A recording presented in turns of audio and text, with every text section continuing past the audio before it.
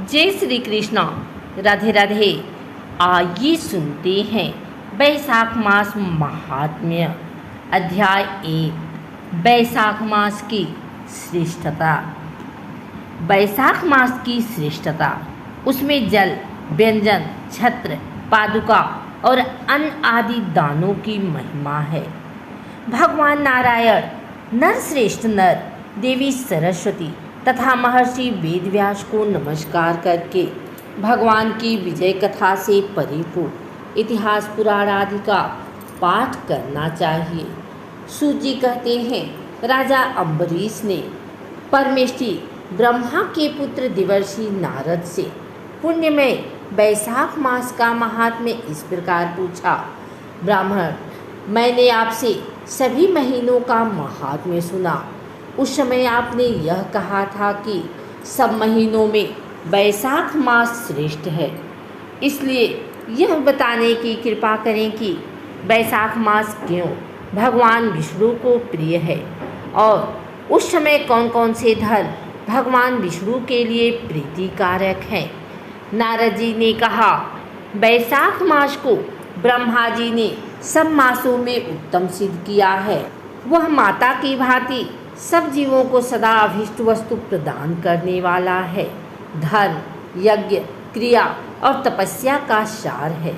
संपूर्ण देवताओं द्वारा पूजित है।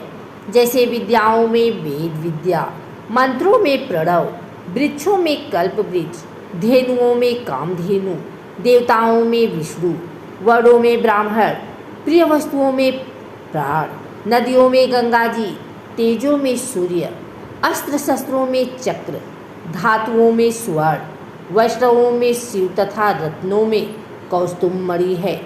उसी प्रकार धमक साधन भूत महीनों में बैसाख मास सबसे उत्तम है।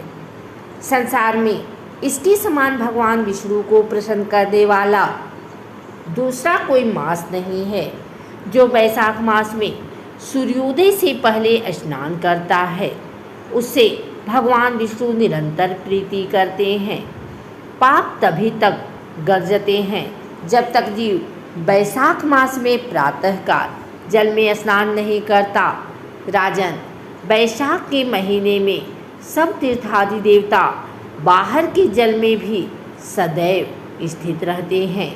भगवान विष्णु की आज्ञा से मनुष्यों का कल्याण करने के लिए वे सूर्योदय से लेकर 6 दंड के भीतर तक वहाँ मौजूद रहते हैं।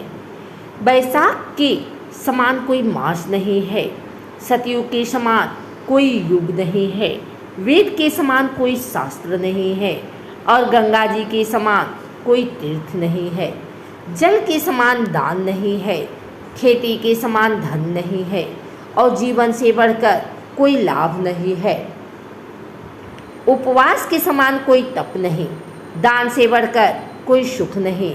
दया के समान धर्म नहीं। धर्म के समान मित्र नहीं। सत्य के समान यश नहीं। आरोग्य के समान उन्नति नहीं। भगवान विष्णु से बढ़कर कोई रक्षक नहीं और बैसाख मास के समान संसार में कोई पवित्र मास नहीं। ऐसा विद्वान पुरुषों का मत है। बैसाख श्रेष्ठ मास है और शेषशाही भगवान विष्णु को सदा प्रिय है। सब दानों से जो पुण्य होता है और सब तीर्थों में जो फल होता है, उसी को बैसाख मास में मनुष्य केवल जलदान करके प्राप्त कर लेता है।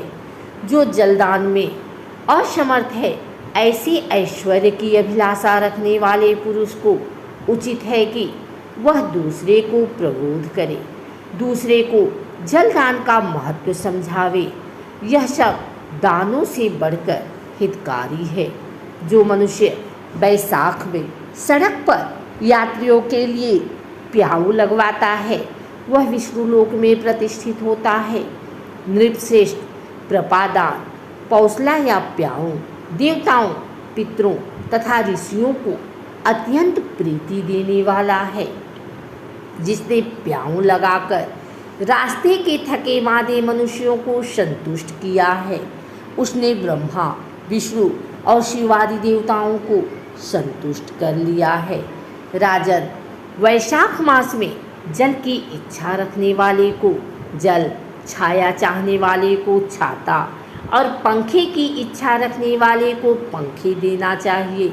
राजेंद्र, जो प्यास से पीड़ित महात्मा पुरुष के लिए शीतल जल प्रदान करता है, वह उतने ही मात्र से 10,000 राजसूय यज्ञ का फल पाता है।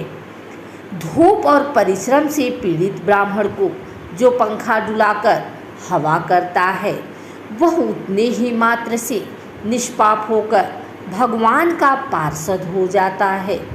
जो मार्ग से थके हुए श्रेष्ठ द्विज को वस्त्र से भी हवा करता है, वह उतने से ही मुक्त हो भगवान विष्णु का सायुज्य प्राप्त कर लेता है। जो शुद्ध चित्ती से ताड़ का पंखा देता है, वह सब पापों का नाश करके ब्रह्मलोक को जाता है। जो विष्णु प्रिय वैशाख मास में पादुका दान करता है, वह यमदूतों का तिरस्कार करके विष्णुलोक में जाता है। जो मार्ग में अनाथों के ठहरने के लिए विश्रामशाला बनवाता है, उसके पुण्य फल का वर्णन किया नहीं जा सकता। मध्याह्न में आए हुए ब्राह्मण अतिथि को यदि कोई भोजन दे तो उसके फल का अंत नहीं है। राजन, अन्नदान मनुष्यों को तत्काल तृप्त करने वाला है, इसलिए संसार में अन्न के समान कोई दान नहीं है। जो मनुष्य मार्ग के थके हुए ब्राह्मण के लिए आश्रय देता है, उसके पुण्य फल का वर्णन किया नहीं जा सकता। भूपाल, जो अन्नदाता है, वह माता पिता आदि का भी विस्मरण करा देता है। इसीलिए तीनों लोकों के निवासी अन्नदान की ही प्रशंसा करते हैं।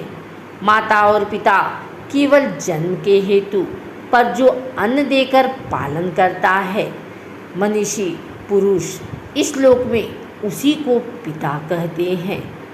अगर आपको हमारी वीडियो अच्छी लगी हो तो इसे लाइक करें, कमेंट करें, शेयर करें। हमारे चैनल को सब्सक्राइब करके बेल नोटिफिकेशन ऑल पर सेट कर लें, ताकि आगे आने वाली वीडियो सबसे पहले आप तक पहुंच सके। धन्यवाद।